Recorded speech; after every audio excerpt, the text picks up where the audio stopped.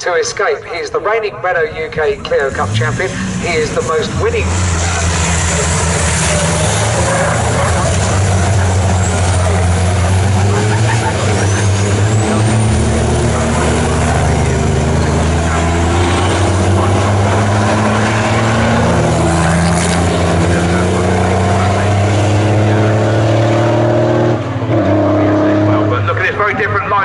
Runs a little bit wide from Coram there. Luke Garrett wasn't able to take advantage to still is second and third. All of this trying to help Paul Rivette, number 22. But Paul's just sat doing his job, trying to not pay too much attention to the trucks behind, leave them to their own shenanigans.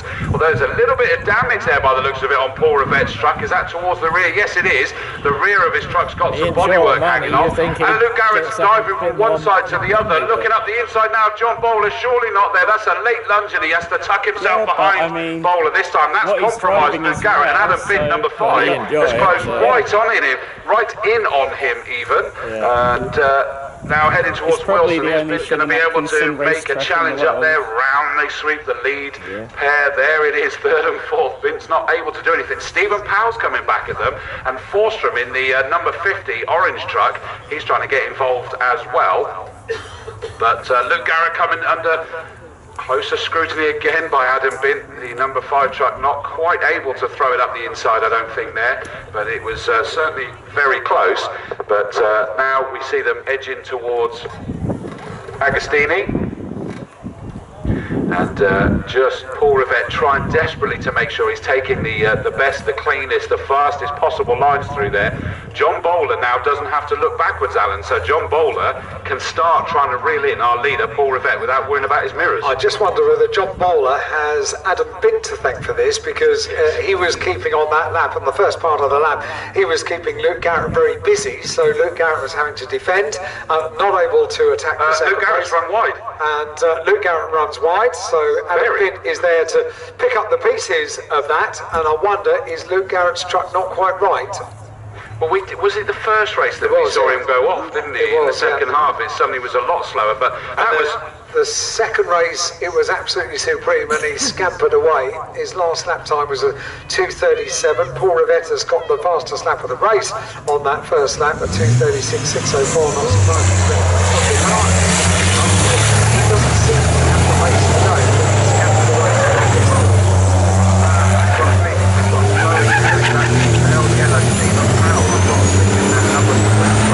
Very slow at the end of the best straight. Very, very down track. Race 1 winner from yesterday. And the place trying to get that back to the finish. John Bowler has indeed closed in on Paul Rivette as they come through Murray's on the start-finish straight. Adam Bint up into that third place. Forstrom's gone with him in number 50. Those two similar front-ended trucks had a great battle yesterday. We're about to see the same again here, this time for an actual podium. Forstrom in number 50's got a good run on the straight, but Bint's covering that inside line. Long gap before we get to the number 42, Luke Garrett. And then it is number 16, another good run by Brad Smith. Brad Smith was third in the championship when we arrived here.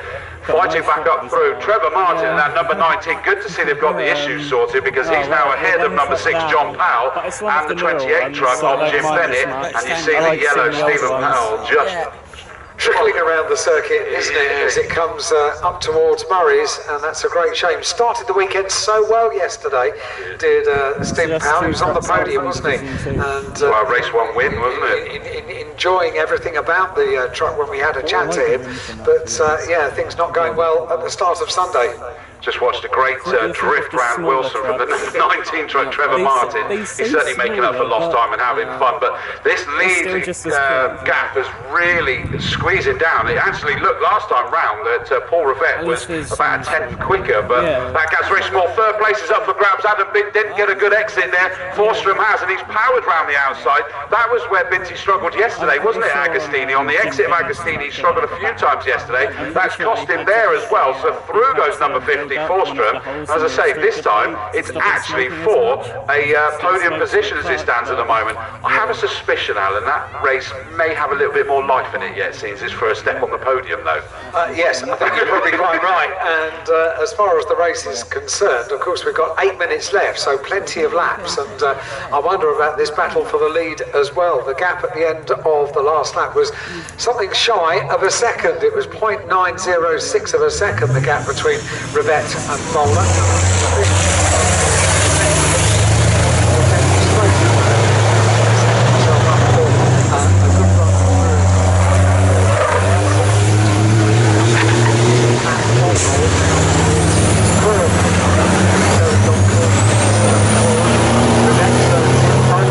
Seemingly closes up the gap as they come through the middle section of Coram on towards Murray's. The power will go down first of all, so you'll see the full gap onto the second straight. But Coram, that multiple race winner this year, his first year in Division 2 truck racing, up towards the line he comes. This is going to be the conclusion of lap number 3 in the book for the reigning Renault UK Clio Cup champion, and the gap is extended, so a quicker lap there by Paul Rivette, responding to the pace of Bowler. 1.237 of a second, the gap between first and second. Yeah, that's interesting, because it did look as though Bowler was closing, wasn't it, during the course of that, but that kind of somehow disappeared during the latter half of that lap. That looked like a very wide line there, and I think that was just an optical illusion there through Wilson, trying to interpret it from a distance. I thought for a second that Paul Rivette had gone wide at the hairpin, but it seems to be absolutely fine, and down towards Palmer they go. Last time round, up into third place, we called it number 50, Forsstrom, Eric Forsstrom, up into third in that orange truck, but Adam Binton had actually fallen away as it stands at the moment. The number 5 truck, this close to a podium, surely he's going to want to try and reel that one in. In 5th place is our championship leader, Luke Garrett, after his very wide moment at the right-hander of Oggie's. What was it, a couple of laps ago now, I think, wasn't it? And interestingly, the truck behind him, you wonder whether Brad Smith, number 16, he's not getting it his own way this weekend. He's third in the championship, and he's now sat there with the championship leader in his sights, but he doesn't look like he's able to do anything about it. Keep looking around, Alan, and you suddenly see these big wafts of dust everywhere, don't we? And think, who's done that? Yes, there are here and there. Normally after the fireworks meeting, which is the finale of the year at Brands Hatch, there's a bit of grass seed to be sown on the Monday morning, because they are big machines, these, and when they do put a couple of wheels off, well, it's not a couple of wheels off, is it? It's 3 wheels that go off, and there is, a little bit of circuit repair work required on a Monday after a track meeting. That's half of the course. These two glue together again. This is the part where John Bowler really seems to reel him in. The end of Bentley straight there, going through. See them coming into our site now at Coram. Look, there's probably about, what's that, 3 truck lengths between them at most. Round the very fast right-hander of Coram. Thundering through that section, and then throw the anchors out the back for the tight left-hander of Murray's. John Bowler's right there, but is he able to apply the power enough as he comes up the start? Down the centre straight we go. He's going to start trying to reel him in. The bodywork flapping in the air can't be helping Paul Rivette, but he's minimising the impact. John Bowler's got a very good run, surely too late to be able to make a look. He is having a sneaky snifter up the inside, but not close enough. I think he's just trying to push Paul Rivette to stake a claim, I think. I think he's just pointing out how close he is. Yes. He wasn't quite close enough to have a challenge, but certainly made his presence very much felt for the race leader, Paul Rivette. So the gap with Bowler putting in the fastest lap of the race at 2:30, it's rather Porsche time, 2:39.11 for John Bowler on that lap, brings him up to 0.35 of a second behind the race leader. And incidentally, Paul Rivette is the one that's had the fastest laps in both of their races so far, but at the moment it's Bowler, and Paul Rivette did a 2:30.754 in the second of the races yesterday, so still a bit more that can be found. And yeah, it's ironic that you say that Porsche kind of race with the 911 is that what's the quote that they have is that these things can out-accelerate a Porsche. I think that's diff ones. But side by side they were through Agostini, and Paul Rivette therefore going a little bit wide, and John Bowler takes the lead. So the dust you see settling on the exit of Agostini was from the erstwhile race leader, Paul Rivette, who now is in second place. Wow, wow, wow, that's just how simple it is for it to just not go according to plan. Paul Rivette's now coming back. Bowlers run wide on the exit of Oggies, and they go towards Williams side by side. Don't make a mistake there, because that's very fast.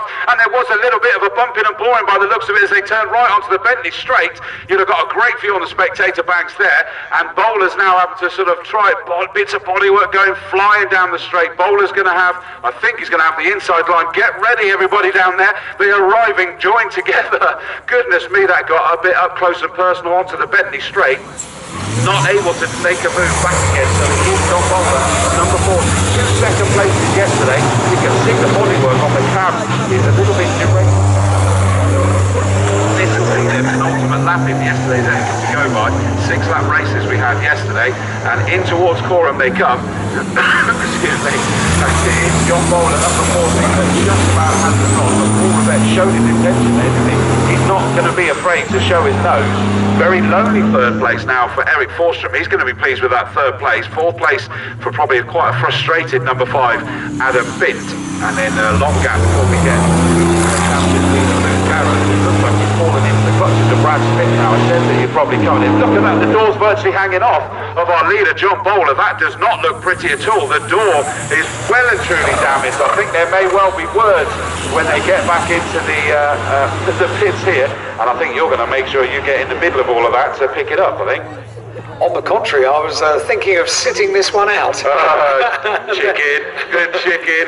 You wait till you see. I think you were just making your notes as they came through, but John Bowler's truck is a right old mess on that one door, and that is, as he's facing forward, is his right-hand side. You can see it sort of pointing out. At the moment, it's not compromising him.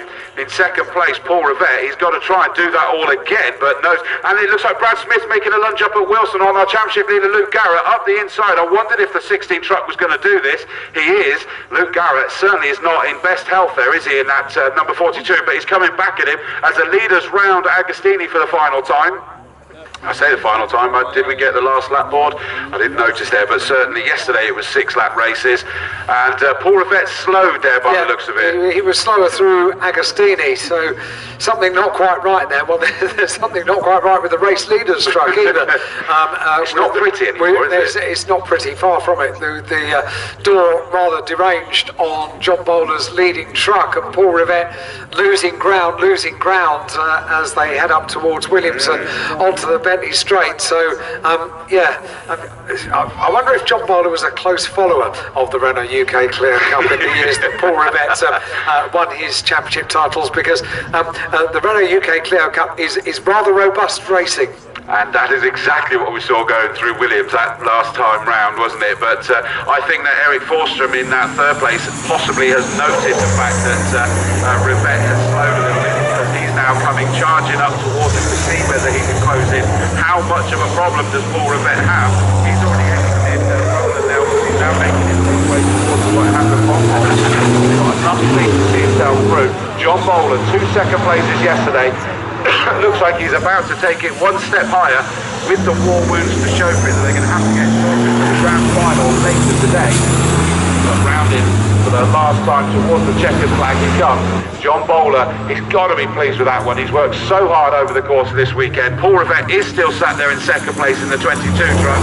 But here comes our leader, John Bowler. Big applause from the field with that deranged door. Just looks an almighty mess. Goodness me. And there goes Paul Rivette in 2nd place. Difficult to see where the damage that caused that was. Great 3rd place for number 50, Eric Forstrom from 5th on the grid. Adam Bint, number 5, just behind him in 4th place. And we saw the move up at Wilson, and it's stuck. It is Brad Smith, number 16, that comes home in 5th place. 6th place. Yeah, no, it is 5th place, and 6th place for Luke Garrett, number 42, with a truck that does not look like it was in